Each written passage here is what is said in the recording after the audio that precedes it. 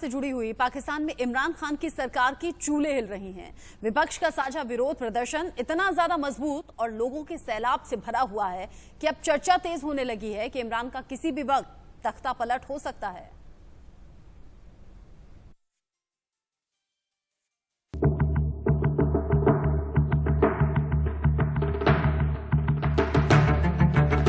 पाकिस्तान के सुल्तान इमरान खान की उल्टी गिनती शुरू हो गई है। पूरा विपक्ष लामबंद है, जनता सड़कों पर है। तंगहाली के दौर में इमरान के खिलाफ ये तख्ता पलट का अलाम है, जिसने इमरान की टेंशन बढ़ा दी है। और इन सब के बीच पाकिस्तान के पूर्व प्रधानमंत्री नवाज शरीफ लंदन में खुलकर हमला बोल रहे हैं। नवाज ने इमरान के अलावा एक आरोप पूर्व सेना प्रमुख जनरल परवेज मुशर्रफ पर लगाया है कि मुशर्रफ ने अपने फायदे के लिए समूचे पाकिस्तान और फौज को भारत के हाथों जलील करवाया। नवाज ने ये बात करगिल युद्ध के सिलसिले में कही और बताया कि पाकिस्तान की सेना करगिल की लड़ाई में बिना खाने के लड़ रही थी।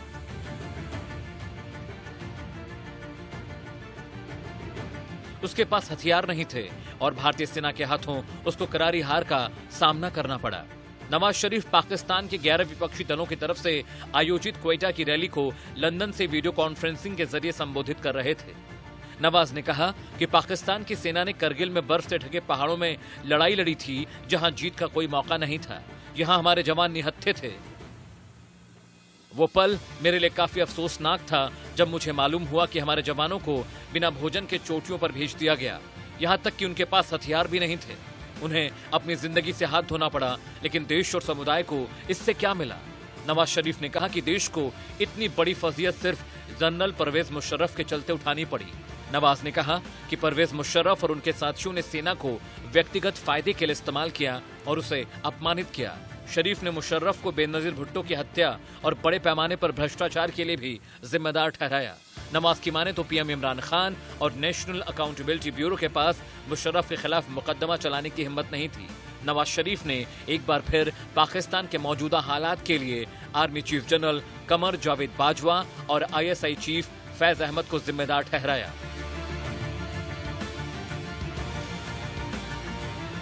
इसके पीछे मेरे भाई मकासद तो वही बता सकते हैं। इसके पीछे इंतकाम है, इसके पीछे गुस्सा है, इसके पीछे के नवाज शरीफ हक़ाइक़ से पर्दा क्यों उठा रहा है और आवाम को सही सूरत हाल से क्यों आगाह कर रहा है और ऐसे किरदारों की शक्ल क्यों दिखा रहा है कौम को। इसके पीछे तो यही कुछ है और लेकिन मुझे तो इसकी परवाह नहीं।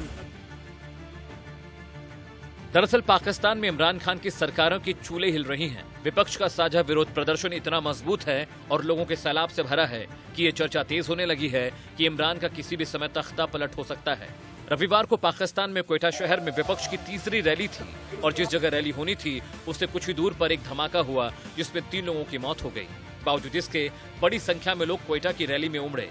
इस रैली में प्रधानमंत्री इमरान खान गद्दी छोड़ो के नारे लगाए गए। पाकिस्तान में इमरान सरकार के खिलाफ 11 विपक्षी दलों ने पाकिस्तान डेमोक्रेटिक मूवमेंट नाम से 20 सितंबर को एक मोर्चा बनाया और इसकी 2 रैलियां गुजरावाला और कराची में बेहद सफल रहीं।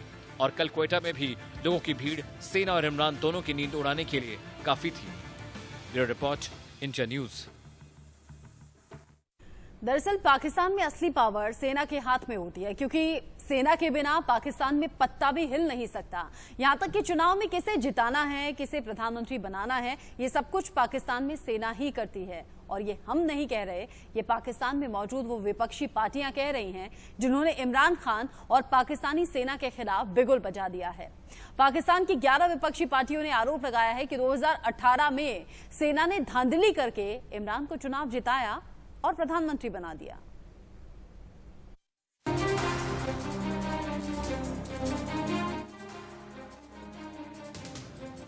पाकिस्तान में तख्ता पलट की तारीख तय। इमरान गिन रहे हैं कुर्सी के दिन।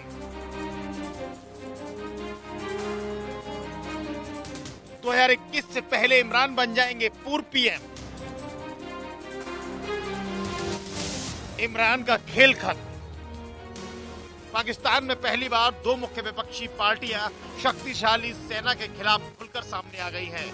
उन्होंने सेना पर इमरान खान की पार्टी पाकिस्तान तहरीक इंसाफ को सत्ता में लाने के लिए साल 2018 के चुनाव में धांधली करने का आरोप लगाया है।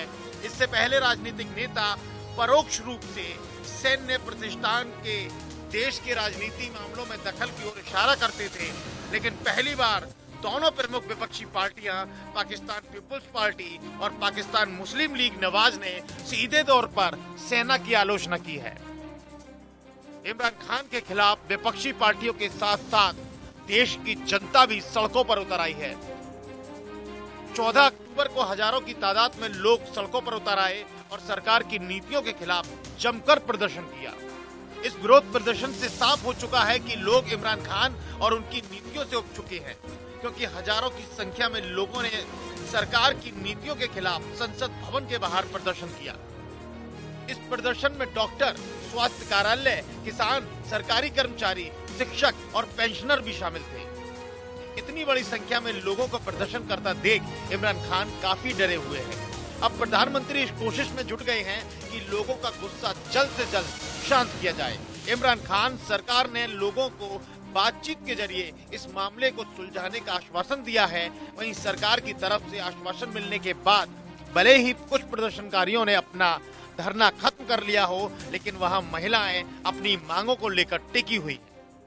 पाकिस्तान के लोग इमरान की हिटलर शाही से परेशान हैं। कराची से लेकर सिंध और सिंध से लेकर गिलगित, बाल्टिस्तान तक लोग सड़कों पर उतर गए। लोग भूख से मर रहे हैं, लेकिन लोगों की ये तड़प इमरान खान को नजर नहीं आ रही है। कुछ दिन पहले पश्तून, बलोच और सिंध के लोगों ने प्रदर्शन किया, तो पीओके के गिलगित बाल्टिस्तान के लोग भी इमरान खान और पाक सेना से खासे नाराज हैं। गिलगित के हुंजा में सैकड़ों लोग इमरान खान के जुल्म के खिलाफ सड़कों पर उतर गए। आर्थिक रूप से बदहाल पाकिस्तान में इमरान खान के खिलाफ गुस्सा बढ़ता जा रहा है, लेकिन पाकिस्तान में गुस्सा सिर्फ इमरान खान के लिए नहीं है। वहाँ ऐसे कई नमूने भरे पड़े हैं जो पाकिस्तान को बर्बादी की ओर लेते जा रहे हैं, क्योंकि इनके लिए सिर्फ अपनी हुकूमत मायने रखती है, जबकि पाकिस्तान किस हालत में है इससे उनका कोई वास्ता नहीं। इस कड़ी में दूसरा नाम है पाक आर्मी चीफ कमर जावेद बाजवा। पाक आर्मी चीफ बाजवा इसी साल रिटायर होने वाले थे, लेकिन पाकिस्तान की बर्बादी के ताबूत में आखिरी कील ठोकने का जिम्मा इन्हीं के पास है। इसीलिए इनका 3 साल का एक्सटेंशन कबूल हो गया और एक बार फिर पाकिस्तान के पुराने अफसरों की तरह ही बाजवा ने भी वही किया जो पाक आर्मी पुराने चीफ करते रहे हैं, कश्मीर राग अलापना। जब पाकिस्तान में कुछ नहीं मिलता तो कश्मीर का राग अलापने लगते हैं, जबकि बाजवा के राज में ही हिंदुस्तान ने उरी और बालाकोट में आतंकियों को तबाह कर दिया।